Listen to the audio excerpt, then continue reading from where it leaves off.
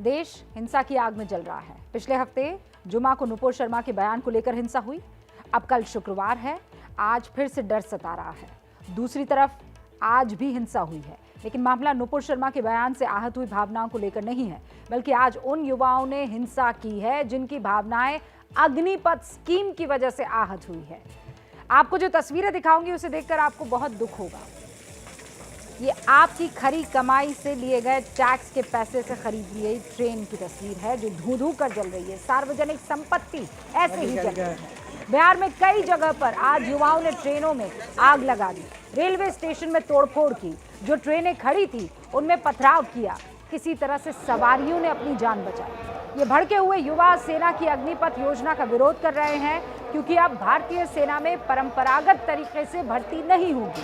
अब सेना में जवान इसी योजना के थ्रू सिर्फ 4 साल के लिए भर्ती किए जाएंगे। सबसे पहले आप ये देखिए कि इस हिंसक प्रदर्शन का असर हुआ क्या। इन प्रदर्शनों की वजह से रेलवे को 34 ट्रेनें रद्द करनी पड़ी।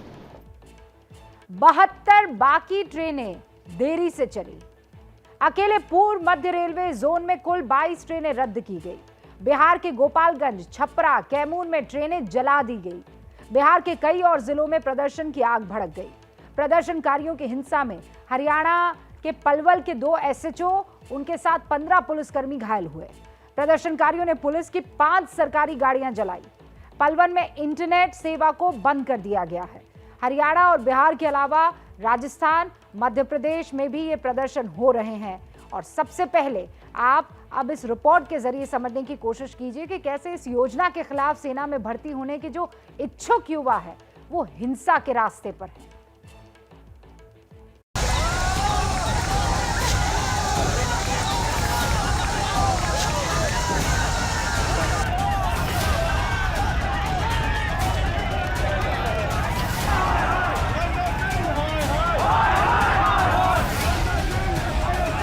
नेता नहीं चलाते, देश नौजवान को चलाते हैं। के बाद हम लोग क्या करेंगे?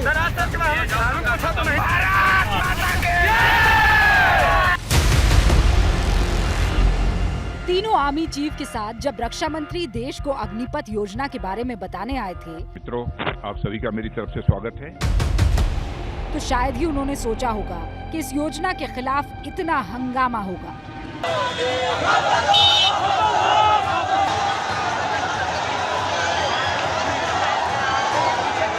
गोली तक चलानी पड़ेगी।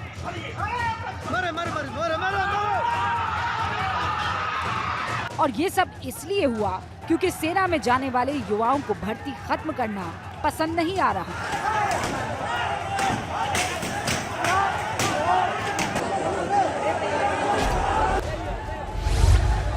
सबसे ज्यादा खतरनाक तस्वीरें हरियाणा के पलवल से आई। पलवल में नेशनल हाईवे के पास आज सुबह से ही प्रदर्शनकारी जमा होना शुरू हो गए थे। शुरू में तो इन प्रदर्शनकारियों को समझाने के लिए पुलिस भी खड़ी थी, लेकिन जब भीड़ आक्रोशित हुई तो पुलिस भी भाग गई। इसके बाद आक्रोशित युवाओं ने गाड़ियों में आग लगानी शुरू कर दी।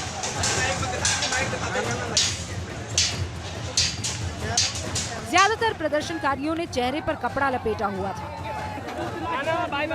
ये सब नहीं। थोड़ी ही देर में ये गाड़ियां धू धू कर जलने लगी।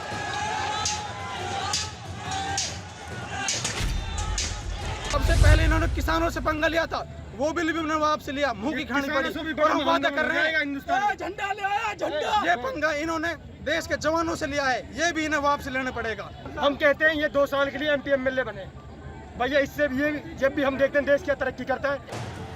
इसके बाद प्रदर्शनकारियों ने पलवल के डीसी के आवास का रुख किया। यहाँ भयंकर पत्थरबाजी हुई। अंदर पुलिस थी, लेकिन प्रदर्शनकारी लगातार पत्थर बरसा रहे थे और पुलिस वाले बचने के लिए भाग रहे थे। थोड़ी देर बाद पुलिस ने फायरिंग करनी शुरू कर दी।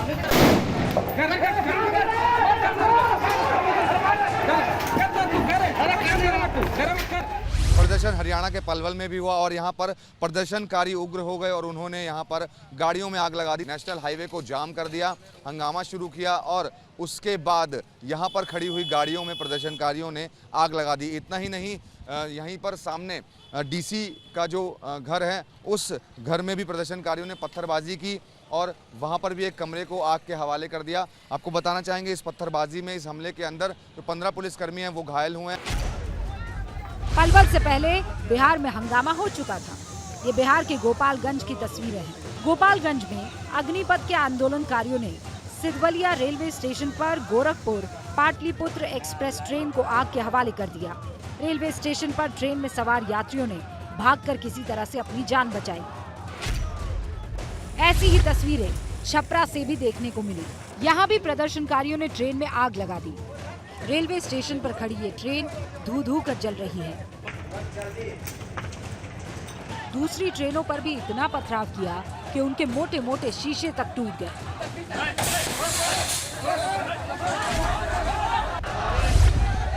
बिहार में खूब हंगामा हुआ है और ये हंगामा सुबह से हो ही रहा है। ये कैमूर की तस्वीरें हैं। यहाँ भी रेलवे स्टेशन को निशाना बनाया गया और प्रदर्शनकारियों ने ट्रेन में आग लगा दी। ये इंटरसिटी एक्सप्रेस है जिसमें तोड़फोड़ के बाद आग लगा दी गई। प्रदर्शनकारी छात्र रेलवे स्टेशन के प्लेटफॉर्म पर आ गए। यहाँ ये ट्रेन खड़ी थी। इसमें देखिए कैसे छात्र तोड़फोड़ करते हुए चल रहे हैं।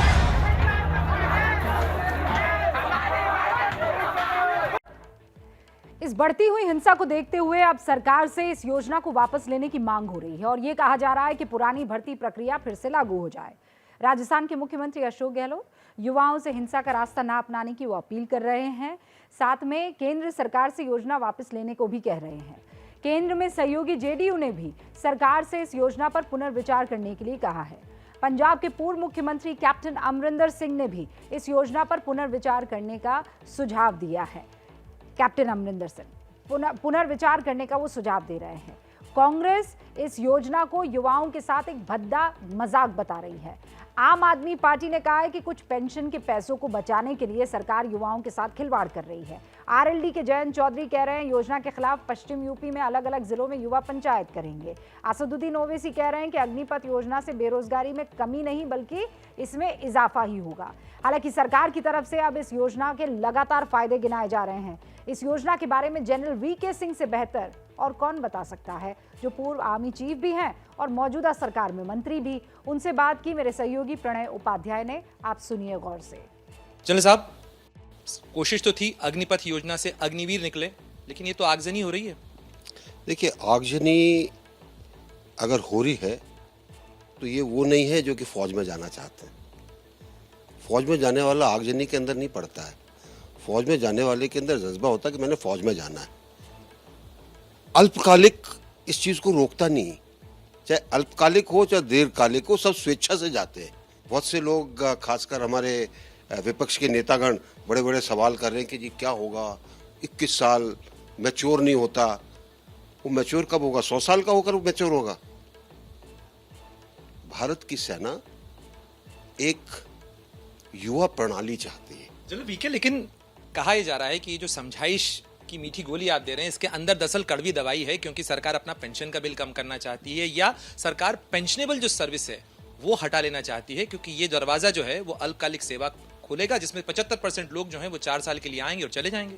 देखिए, ये समस्या हमारे शॉर्ट सर्विस कमीशन में भी थी, ये समस्या हमारे इमरजेंसी कमीशन ऑफिसर्स में भी थी। उन्होंने तो कोई आगजनी नहीं की।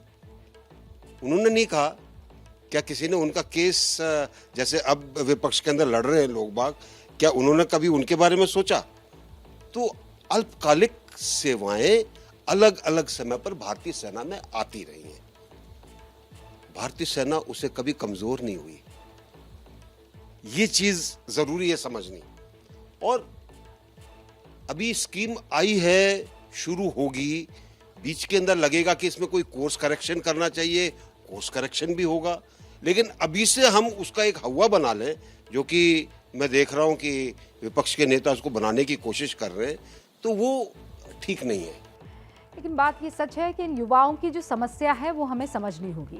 ये बात सही है कि हिंसा का रास्ता नहीं अपनाया जा सकता और इस तरीके की हिंसा किसी कीमत पर बर्दाश्त नहीं की जा सकती। लेकिन एबीपी न्यूज़ भी युवाओं से ये अपील कर रहा है कि हिंसा का रास्ता ना अपनाएं। युवाओं के मन में जो सवाल हैं उन सवालों के जवाब तलाशने की कोशिश हमने भी की है और ये जायज़ सवाल है। प्रदर्शन करने वाले युवाओं में ज्यादातर वो लड़के हैं जो पिछले 2 साल से भर्ती की तैयारी कर रहे थे। कोरोना काल की वजह से 2 साल से सेना में भर्ती ही नहीं हुई।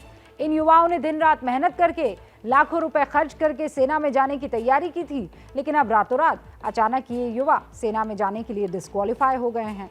वो ओवर एज हैं। इनका दर्द भी हमें सुनना चाहिए। आप भी सुनिए।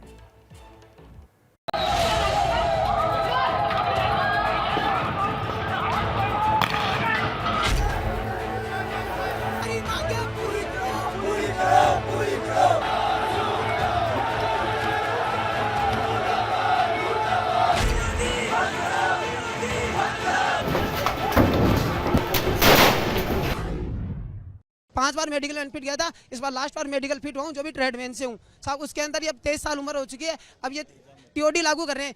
17.5 से 21 साल, 23 साल वाले कहाँ जाएंगे साहब? अगर ये एग्जाम नहीं होगा तो कुछ नहीं कर सकता आगे सर, कुछ नहीं होगा। ये लास्ट है मेरी भर्ती, अगर ये एग्जाम रद्द कर दी ना तो कुछ नहीं हो सकता। मैं 21 साल क्रॉस कर चुका हूँ फरवरी के अंदर और मेरी एग्जाम पेंडिंग है। 3 साल एनसीसी की है, 3 साल मैंने बहुत मेहनत की है। आर्मी की फिजिकल के लिए तैयारी की है 2 साल, कुल मिला के 5 साल से मेहनत कर रहा हूँ। ठीक है, रात दिन पढ़ाई की है, घर वालों से पैसे ले लेके। अगर टीओडी लागू हो जाती तो मेरी ओवर एज हो चुका हूँ। अगर इसके तहत अगर मैं उससे पहले भर्ती हो जाता हूँ तो ठीक है, मैं भर्ती हो जाता हूँ। अगर टीओडी लागू हो जाती है तो मेरा कोई चांस नहीं है कि मैं भारतीय सेना में शामिल हो पाऊंगा। 17 साल का था ना, तब से रनिंग कर रहा हूँ और 21 साल का हो चुका मैं, ओवर एज हो चुका। अगर अब ये टीओडी लागू भी करते हैं तो मेरे तो कोई मतलब की नहीं है। वो एग्जाम बच रहा था, एग्जाम अगर इनको कैंसिल ही करना था तो 1.5 साल पहले बोलते थे। 1.5 साल से हमारा टाइम तो खराब नहीं करते ना ये। जितनी मैंने तैयारी की है वो पूरी तैयारी है। अगर ये एग्जाम कैंसिल होता है तो मेरा सपना सेना में जाने का सपना चूर चूर हो जाएगा और घर वालों का जो सपना दिखा रखा था कि मैं तुम्हारा बेटा एक फौज में जाएगा और फौज में ड्यूटी करेगा, वो सपना घर वालों का चकनाचूर हो जाएगा। घर वाले, हम गरीब परिवार से आते हैं सर। सपना तोड़ दिया, सपना क्या पूरा होगा सर? एग्जाम कैंसिल करके साफ बोल दिया कल उन्होंने, एग्जाम कैंसिल है। 42 लड़कों ने सर आत्महत्या कर ली। 6 साल से मेहनत कर रहा हूँ मैं, 11th क्लास में था तब से मेहनत कर रहा हूँ। 3 साल तो एनसीसी के हो गए, यहाँ फिर फिजिकल की तैयारी करा उसके हो गए। और खर्चा हो गया, कितना खर्चा हो गया? कम से कम 3-4 लाख रुपए खर्चा हो गया। ये तो मैंने 3 लाख रुपए घर वालों से लिए। मैंने हॉस्टल का खर्चा लिया, मैंने ग्राउंड के अंदर जो डाइट चाहिए थी दौड़ के लिए, मैंने उसके लिए पैसा लिया। ठीक है, मजदूरी करके जैसे तैसे करके ये मालूम मेरे पास खर्चा पहुंचा रहे। मैं उनकी आखिरी उम्मीद था। 4-5 लाख रुपए आराम से खर्च कर चुके, क्योंकि रनिंग करते हैं तो रनिंग में डाइट भी चाहिए पूरी, फिर हॉस्टल में, कोचिंग के, हर चीज़ में खर्चा होता है सर। पहले 2 भर्तियों में सर मेडिकल आउट हो चुका हूँ और इस भर्ती के अंदर सर मैं फिजिकल और मेडिकल पास था। उससे पहले सर साल भर मैं डिफेंस में तैयारी करता था। पर मंथ मेरे 11,000 रुपये लगते थे। अब आप अनुमान लगा लीजिए सर, 1 साल मैंने वहाँ तैयारी की थी। उसके बाद में दौड़ और मेडिकल होने के बाद में रिटर्न की तैयारी के लिए मैं कोचिंग करा। अब मेरे पिताजी सर ड्राइविंग करते हैं तो घर की आजीविका वही चलाते हैं। 10-12 हज़ार रुपये उनको मिलते हैं, PF ESI वगैरह कट के, उसमें 5-7 हज़ार मेरे लग जाते हैं। सर अब आप ही बताइए अब क्या करें, और हमारा पेपर रद्द कर दिया है। पूरे घर वालों को मतलब बेरोजगार बना दिया, मतलब खर्चा ले लेके तेरे डिफेंसियों में रह ले। किस चीज़ पे आपको खर्चा करना? हर एक चीज़ पे, पढ़ाई पे लो, दौड़ पे लो, खाने, अगर हॉस्टल में रहना पड़ता है सर। अगर बढ़िया नहीं खाए पिएंगे तो दौड़ेंगे कैसे सर? मेरे एक बड़ा भाई है, वो भी तैयारी कर रहा है, बेरोजगार है अभी तक, और मेरे पिताजी हैं वो किसान हैं। घर का खर्चा ऐसे बस बिल्कुल हालत ख़राब हो रखी है सर। कर्जा ले लेकर हमने तैयारी कर रखी है, लेकिन कुछ नहीं हो रहा है सर। ये 10 लाख रुपए हमको देके और रिटायरमेंट भेज देंगे। ना कोई पेंशन है, ना कोई भत्ता है, ना कोई आने वाला कोई भविष्य है। ठीक है, 10 लाख रुपए आप बताएं आप क्या कर सकते हैं, क्या नहीं कर सकते। आपका एक मकान नहीं बनेगा, दूसरी बात आपको प्लॉट नहीं ले सकते 10 लाख रुपए का। ठीक है, आने के बाद उसका भविष्य क्या होगा वो तो इनको क्लियर करना चाहिए ना। फिर कोई गार्ड की जॉब लगेगी, को परमानेंट तो करे, 4 साल करे, बाद में वहाँ यहाँ आकर क्या करेंगे सर? 21 साल के 22 साल के नौजवान हम गार्ड की ड्यूटी करते हुए अच्छे लगेंगे सर? जो मंत्री, विधायक, सांसद ये एक राजस्थान में एक विधायक की सैलरी 1,25,000 रुपए। इनकी कम करो ना, सेना का बजट ऐसे बचेगा। ये विधायक की सैलरी कम करो, एक बार विधायक बन गया उसको घर भेजो, दोबारा विधायक नहीं बनेगा। अगर राजनाथ सिंह जी आपको अगर बजट ही बचाना है तो आप सांसदों की पेंशन बंद कीजिए। इन पे जो इतना खर्च करते हैं, आप कितना बचा लोगे सेना से? आप सुन रहे हैं ना इन आक्रोशित युवाओं को, और इनके दर्द को भी, इनकी परेशानी को समझना होगा। ये जो आखिर में 2 बातें थी बड़ी महत्वपूर्ण थी। कि एमपी एमएलए अपनी पेंशन क्यों नहीं खत्म करते या इनको इतनी पेंशन क्यों मिल रही है। और आपको जानकर हैरानी होगी, बहुत से राज्य ऐसे हैं जहां हर टर्म में विधायक को अलग अलग पेंशन मिलती है। यानी अगर मान लीजिए वो 2 बार का विधायक हुआ तो 2 बार पेंशन मिलेगी अलग अलग, 3 बार का हुआ तो 3 पेंशन मिलेगी अलग अलग। अगर कोई विधायक सांसद बनता है तो उसे सांसद और विधायक दोनों की पेंशन मिलती है, या कोई विधायक से सांसद बना और सांसद से गवर्नर बना तो उसे विधायक की, सांसद की, गवर्नर की 3 पेंशन मिलती है। और हमने बहुत रिसर्च की और बहुत रिसर्च के बाद ये तैयार रिपोर्ट आपके लिए की है। ये वो डेटा है जिसको आपको बहुत ध्यान से सुनना चाहिए। एक एक राज्य का हाल मैं आपको बताती हूँ।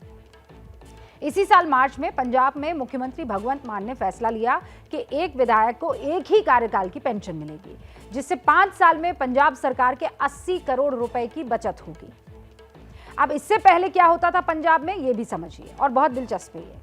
पंजाब में नेता जितनी बार विधायक बनता उतनी बार उसे पेंशन मिलती। जैसे पहली बार विधायक बनने पर विधायक को 75,150 रुपए की मासिक पेंशन मिलती। इसके बाद वो जितनी बार भी विधायक बनेगा उसकी पेंशन 50,100 रुपए यानी 51,000 रुपए जुड़ते चले जाएंगे। नहीं, 50,100 रुपए ही जुड़ेंगे। राजेंद्र कौल भट्टल, सरवन सिंह फिल्लौर, लाल सिंह जैसे नेता 6 बार के विधायक बने हैं। उनकी पेंशन पता है आपको 3.25 लाख रुपए महीने हुआ करती थी। अब जरा ये भी देख लीजिए कि हरियाणा में क्या होता था। यहाँ भी पूर्व विधायकों की खूब मौज है। पूर्व विधायकों की 1 जनवरी 2016 के बाद एक बार का कार्यकाल पूरा करने वाले विधायक को 50,000 रुपए प्रति महीना पेंशन मिलती है। इन 5 सालों के बाद वो जितने भी साल तक आगे विधायक रहेगा उसकी पेंशन में 2,000 रुपए जुड़ते चले जाएंगे। हरियाणा अपने विधायकों की पेंशन पर सालाना 30 करोड़ रुपए खर्च करता है। अब जरा बिहार का हाल जान लीजिए। यहाँ विधायकों और एमएलसी को कितनी पेंशन मिलती है उस पर नजर डालिए। बिहार में विधायक और एमएलसी को 35,000 रुपए प्रति महीने की पेंशन मिलती है। इसके अलावा हर बार चुने जाने पर हर साल पेंशन में 3,000 रुपए बढ़ जाते हैं। बिहार में 9 बार के विधायक रमई राम की मासिक पेंशन 1,46,000 रुपए है। देश के ज्यादातर राज्यों में विधायक की पेंशन का यही आलम है। विधायक अगर सजा याफ्ता हो, जेल जा चुका हो या उस पर कोई भी कितना भी बड़ा आरोप क्यों ना हो, उसकी पेंशन में कोई दिक्कत नहीं आएगी। पूर्व सांसदों की पेंशन भी आप जान लीजिए। वैसे सांसदों की पेंशन विधायकों से कम है, यह हैरान करने वाली बात है। पूर्व सांसदों को मिनिमम 25,000 रुपए महीने की पेंशन मिलती है। 5 साल के अतिरिक्त जितने भी समय के लिए वो सांसद बनेंगे, मासिक पेंशन में 2,000 रुपए हर साल बढ़ते जाएंगे। कोई दूसरी पेंशन मिल रही है तो भी सांसद की पेंशन उन्हें मिलती रहेगी। 2018-19 में पूर्व सांसदों को 70.5 करोड़ रुपए की पेंशन मिलती थी। एक और दिलचस्प बात, अगर कोई व्यक्ति एक दिन के लिए भी सांसद या विधायक बन गया तो उसे आजीवन पेंशन मिलती रहेगी। इसीलिए तो ये युवा पूछ रहे हैं कि सरकार इन नेताओं की पेंशन क्यों नहीं रद्द कर देती। आपको यहाँ का बजट तो दिख रहा है, नेतागण का बजट क्यों नहीं दिखाई दे रहा है। रिपोर्ट उस साप्ताहिक आग की जो देश में हर शुक्रवार को भड़क रही है। पिछले 3 जुमा से तो हम भी देख रहे हैं और आप भी। नूपुर के विवादित बयान के विरोध में पिछले 2 शुक्रवार को देश आग, पत्थर और हिंसक प्रदर्शन देख चुका है। कल तीसरा जुमा है और इस बार हिंसा रिटर्न ना हो इसके लिए पुलिस और प्रशासन पूरी ताकत झोंक रहा है। जुमे वाली हिंसा से सबसे ज्यादा प्रभावित उत्तर प्रदेश हुआ था और इसीलिए यूपी का चप्पा चप्पा पहरे में है। पहला पहरा इसलिए ताकि फिर यूपी में कहीं से वो तस्वीर ना आ जाए जो 3 जून को कानपुर से आई, फिर 10 जून को प्रयागराज और सहारनपुर से आई। अब 17 जून का शुक्रवार शांति से बीते, ऊपर वाले से यही दुआ है और इसीलिए जमीन से आसमान तक वर्दी का साया है। जवान पूरी तैयारी के साथ मैदान में हैं। और अब तस्वीर गोरखपुर की, जहां पूरी पुलिस फोर्स ने किसी तरह की हिंसा से निपटने के लिए लंबी ड्रिल की। इस दौरान अफसरों ने आंसू गैस के गोले भी दागे।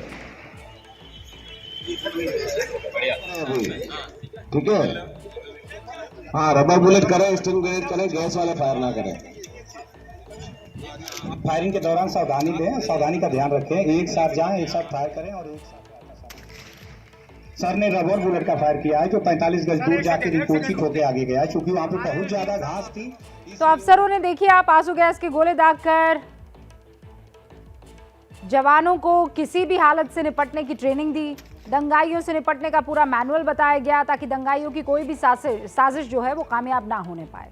इन तस्वीरों से आप समझ लीजिए। उपकरण है उनको पूरा भली भांति सभी लोग तैयार रखें। जब जरूरत पड़े तत्काल पहनकर ही निकलें। बिना एंटी रैट उपकरण के कभी भीड़ के सामने न जाएं। चाहे बातचीत भी करने जा रहे हैं, एंटी रैट उपकरण धारण करने के बाद बातचीत करें, क्योंकि भीड़ में 500,000 लोग होते हैं।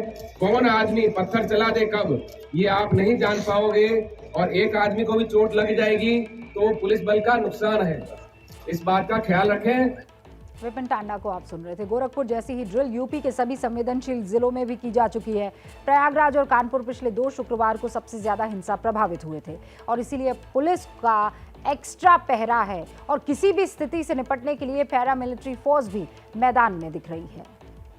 फिर से शुक्रवार है, एक बार फिर से जुमे की नमाज पढ़ी जानी है, तो कल जब जुमे की नमाज होगी उस दौरान किसी तरीके की कोई गड़बड़ी ना हो, इसके लिए खास तैयारियां की जा रही हैं। और इस वक्त हम मौजूद हैं प्रयागराज के हिंसाग्रस्त अटाला इलाके में। पिछले शुक्रवार को इसी जगह पर सबसे ज़्यादा हिंसा हुई थी, लेकिन इस बार खास तैयारी की गई हुई है। आप देख सकते हैं कि जो पूरा अटाला इलाका है उसे छावनी में तब्दील करके रखा गया है। RAF के तमाम जवान यहाँ पर मुस्तैद हैं, यूपी पुलिस के जवान हैं वो भी यहाँ पर मुस्तैद हैं, और अभी गलियों में फ्लैग मार्च भी होगा। गलियों में जाकर एक संदेश देने की कोशिश की जाएगी कि हालात पूरी तरीके से सामान्य हैं, लोग निडर होकर के अपने काम पर रहें, अपने घरों पर रहें, लेकिन अगर किसी ने गड़बड़ी करने की कोशिश की तो उसके साथ सख्ती से निपटा जाएगा।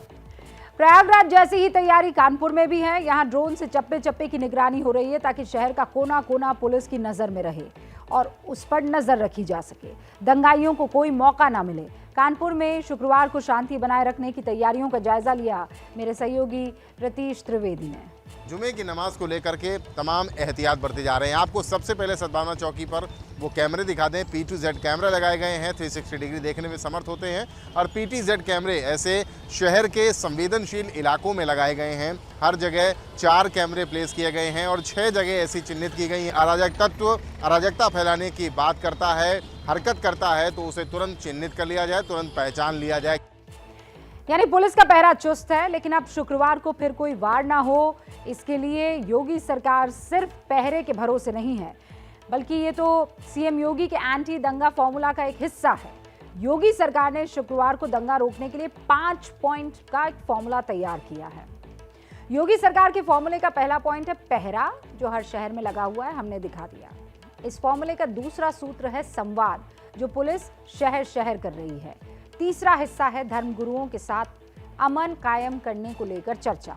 इसके अलावा प्रशासन ने हर शहर में पुलिस युवा मित्र तैयार किए हैं। हर संवेदनशील मस्जिद में वॉलंटियर तैनात किए गए हैं। सिविल डिफेंस की मदद बाकायदा इसमें ली जा रही है। तो योगी सरकार के फॉर्मूले का दूसरा हिस्सा संवाद, जिसके तहत हर जिले में पुलिस ऑफिसर स्थानीय लोगों से बातचीत करके उन्हें भरोसे में ले रहे हैं, ताकि पुलिस और जनता के बीच विश्वास की जो डोर है वो मजबूत हो।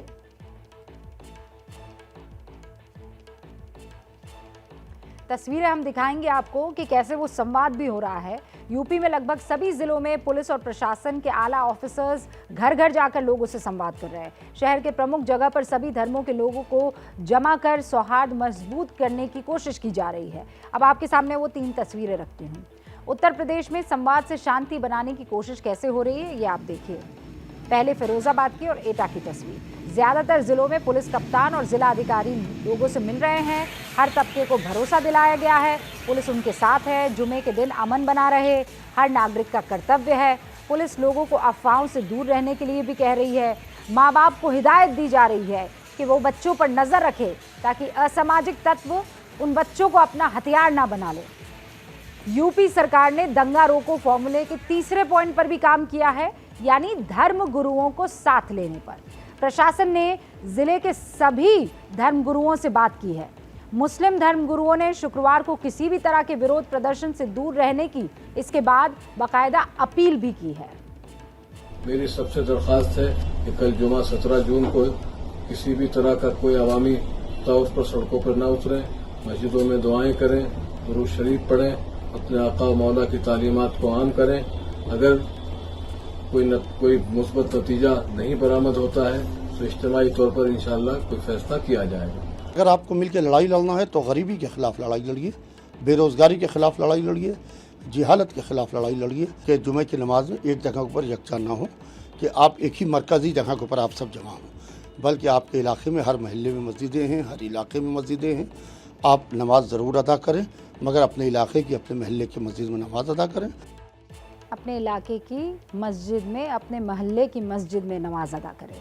इस अमन की अपील के साथ साथ उलेमा और मौलानाओं के मुस्लिम समाज को ये भी समझाने की कोशिश भी की है कि शुक्रवार इस्लाम का एक पाक दिन है। ऐसे दिन हिंसा होने से जुमा बदनाम होता है और अगर यही होता रहा तो जुमे की जो पाकीज़गी है, पवित्र दिन पर हिंसा के दाग और गहरे हो जाएंगे।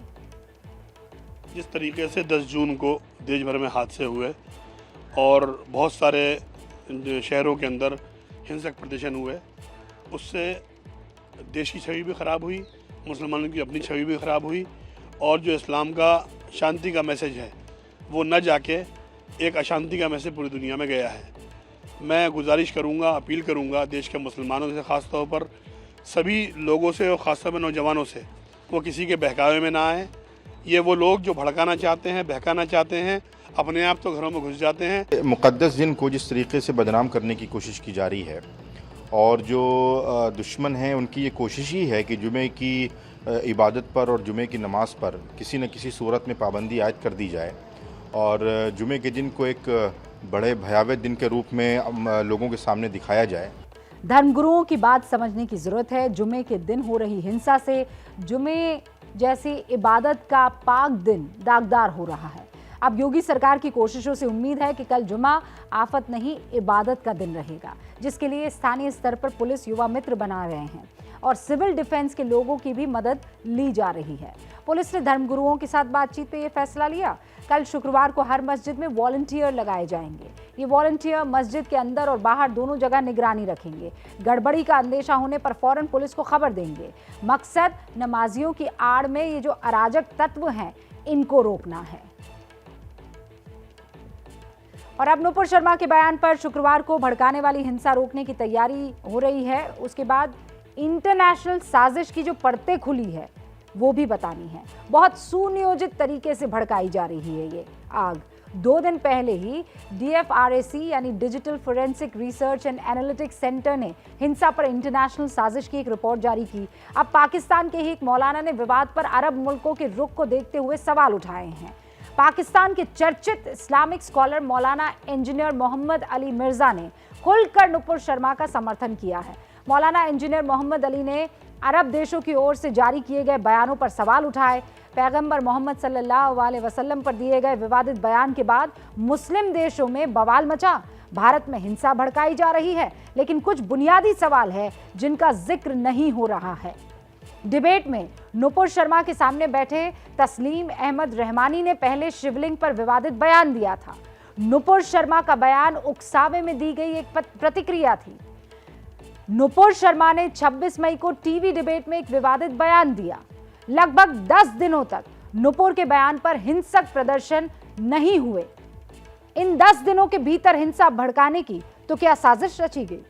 क्या इस बयान को मुद्दा बनाने के लिए अरब देशों पर इंटरनेशनल दबाव बनाया गया?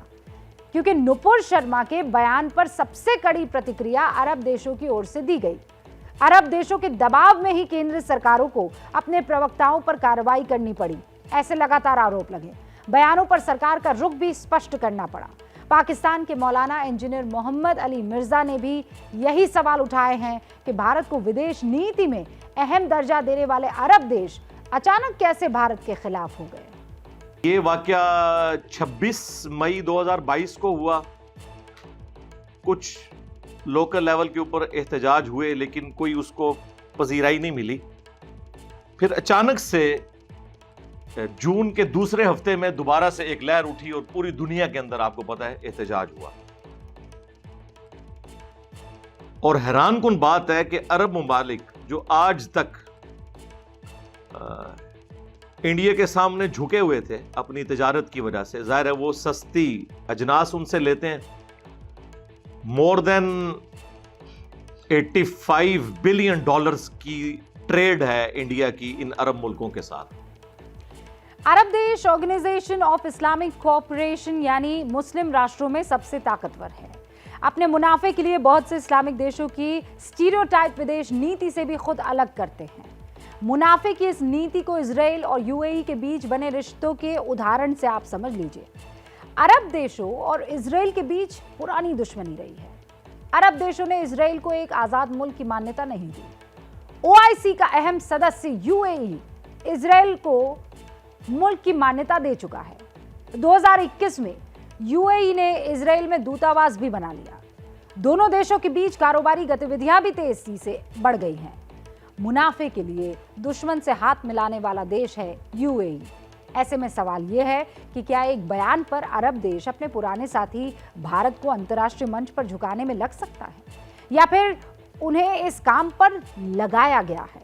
ये सवाल भी इसलिए उठ रहा है क्योंकि अब से पहले भी विश्व के कई बड़े देशों ने इस्लामिक मान्यताओं को या इस्लाम को मानने वालों की भावनाओं को ठेस पहुंचाने वाले काम किए हैं और बयान भी दिए हैं, लेकिन अरब देशों ने उन पर तो इस तरह की प्रतिक्रिया कभी नहीं दी। अक्टूबर 2020 में फ्रांस के राष्ट्रपति इमैनुअल मैक्रों ने एक बयान दिया। उन्होंने प्रॉफिट मोहम्मद सल्लल्लाहु अलैहि वसल्लम पर बनाए एक कार्टून का समर्थन किया था। पाकिस्तान, टर्की, ईरान सहित कई देशों ने फ्रांस के खिलाफ प्रदर्शन किया। पाकिस्तान से फ्रांस के राजदूत को निकालने के लिए कट्टरपंथी संगठनों ने दंगा भड़का दिया था। मैक्रों के बयान पर अरब देशों ने कड़ी प्रतिक्रिया क्यों नहीं दी? अरब देशों ने फ्रांस के राजदूतों को तलब तक नहीं किया था। ना ही अरब देशों में बॉयकॉट फ्रेंच प्रोडक्ट्स जैसे अभियान चलाए गए। लेकिन भारत के मामले में अरब देशों का रवैया दुनिया ने देखा और यही सवाल पाकिस्तान के इस्लामिक स्कॉलर ने उठाए। अरब देशों की दोहरी नीति पर उन्हें घेरा है। ये जितने अरब ममालिक हैं, आपने देखा होगा पहले जब कभी भी कोई गुस्ताखाना इश्यूज होते हैं फ्रांस के हवाले से, यूरोप के हवाले से, इनकी हमेशा या तो स्टेटमेंट आती नहीं है या हल्की सी को ढीली स्टेटमेंट आती है। बस उससे ज्यादा आगे ये जाते ही नहीं है।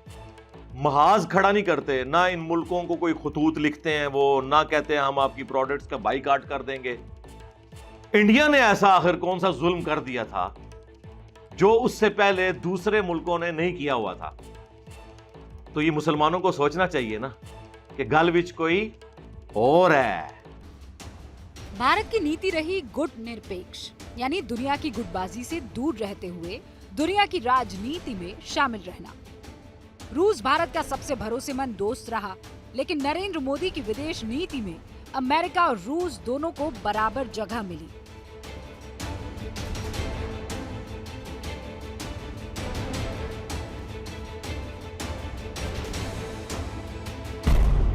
रूस ने यूक्रेन पर धावा बोला तो दुनिया दो खेमों में बढ़ गई। एक खेमा यूक्रेन का समर्थक और दूसरा रूस का। यूक्रेन के समर्थन में आए अमेरिका और यूरोप ने रूस पर प्रतिबंधों की कतार लगा दी। रूस की आर्थिक शक्ति को खत्म करने के लिए उससे तेल और गैस खरीदने वाले देशों पर आयात नहीं करने का दबाव बनाया। बड़ी खबर आ रही है, पहाड़गंज इलाके में एक इमारत गिर गई है। कई लोग फंसे हुए हैं। 3 लोगों को निकाला गया है। दमकल की 7 गाड़ियां वहां मौके पर पहुंच भी गई है। राहत और बचाव का काम शुरू हो चुका है और इस बारे में जैसे ही और कोई जानकारी मिलेगी मैं आप तक पहुंचाऊंगी। लेकिन इमारत के मलबे में अभी 3 लोगों के दबे होने की आशंका है। 3 लोग माफ कीजिएगा निकाले गए हैं और कई लोगों के अभी दबे होने की आशंका है।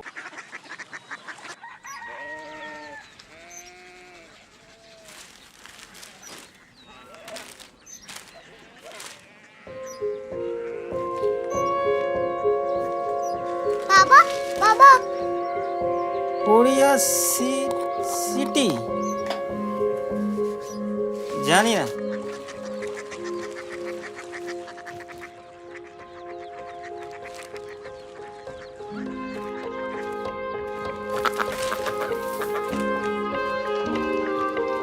Korea city? हाँ।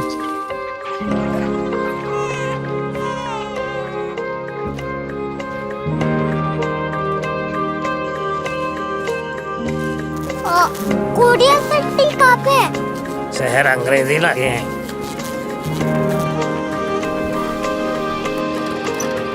Korea city.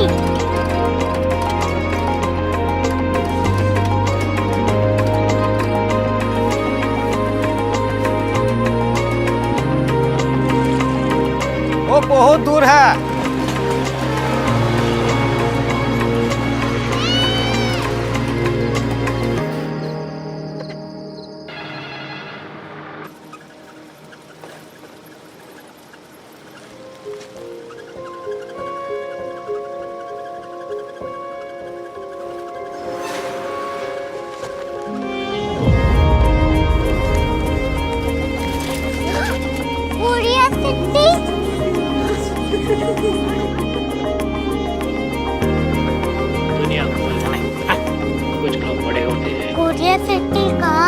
प्रोफेसर साहब को पता होगा।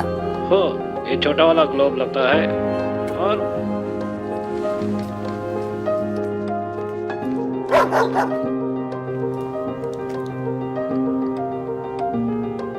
पता नहीं, मेरी बेटी से जाके मिल लो, शायद उसे मालूम हो।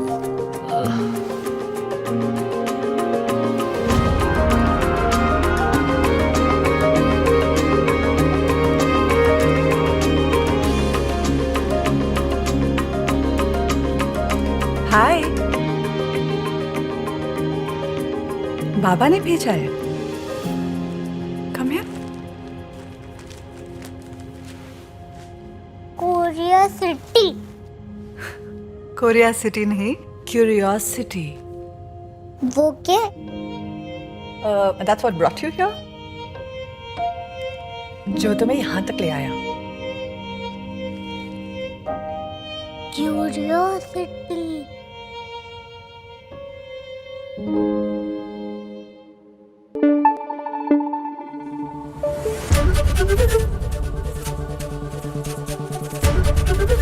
एबीपी न्यूज आपको रखे आगे।